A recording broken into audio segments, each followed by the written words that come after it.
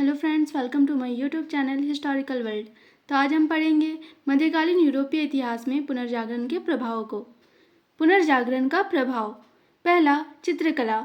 चित्रकला तत्कालीन सभ्यता का एक प्रमुख अंग था। सर्वप्रथम इटली में चित्रकला प्रभावित हुई। इस काल के प्रमुख चित्रकारों में Michael Angelo, Leonardo da Vinci और राफेल प्रमुख हैं। इस काल में नई स्वतंत्र चित्रकला शैली का जन्म हुआ। दूसरा, मूर्तिकला।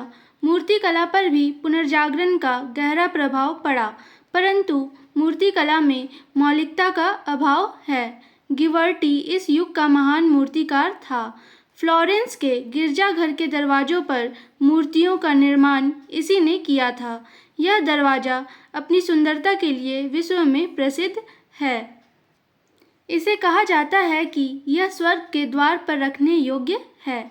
एक अन्य प्रसिद्ध मूर्तिकार डोनाटोला है।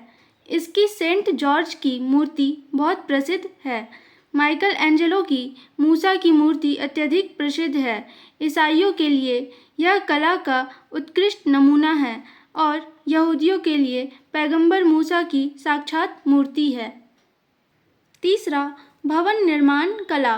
पुनर्जागरण के प्रभाव स्वरूप भवन निर्माण कला में यूनानी और रोमन शैली का विकास हुआ। इस काल में रोम के सेंट पीटर का गिरजाघर अत्यंत प्रसिद्ध है। यह अपने गुंबद के लिए विश्व प्रसिद्ध है। इसकी ऊंचाई जमीन से 405 फुट है। इसके निर्माण में 3 महान कलाकार राफेल, माइकल एंजेलो और ब्रह्मोस की बुद्धि लगी थी। इस काल में बहुत सारे 3 मंजिले घरेलू भवन भी बने थे। इस प्रकार पुनर्जागरण का भवन निर्माण कला पर स्पष्ट प्रभाव दिखता है। चौथा, साहित्य पर प्रभाव। पुनर्जागरण का अमिट प्रभाव साहित्य पर पड़ा। सर्वप्रथम इससे इटली का साहित्य प्रभावित हुआ, परंतु इसकी सबसे अधिक उन्नति फ्रांस और इंग्लैंड में हुई। पेट्रार्क ने नैतिक साहित्य को प्रतिष्ठित कर खूब आगे बढ़ाया। इस काल में लेखकों ने बोलचाल की भाषा में भी खूब रचना की, जिससे राष्ट्रीय साहित्य का अत्यधिक विकास हुआ। फलतः कुछ ही दिनों में इटालियन, फ्रेंच, अमेरिकी, जर्मनी, स्पेनिश, हिब्रू भाषाओं में प्रगति हुई। नाटकों के क्षेत्र में भी उन्नति हुई। शेक्सपियर के नाटकों को आज भी विश्व में प्रधान स्थान प्राप्त है। उसकी रचनाओं में merchant of Venice, Romeo Juliet, Hamlet इत्यादि प्रमुख है। इटालवी साहित्यकारों ने पेट्रार्क, बोकासियो प्रमुख है। दांते की विख्यात कृति डिवाइन कॉमेडी है।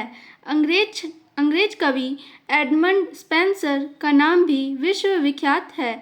मैकियावेली का प्रिंस भी विश्वविख्यात है। इस तरह से इस काल में धर्म युद्धों और धार्मिक कहानियों को विषय बनाकर अनेक काव्यों की रचना की गई। पांचवा, संगीत। संगीत का मुख्य विकास 16वीं शताब्दी में हुआ था।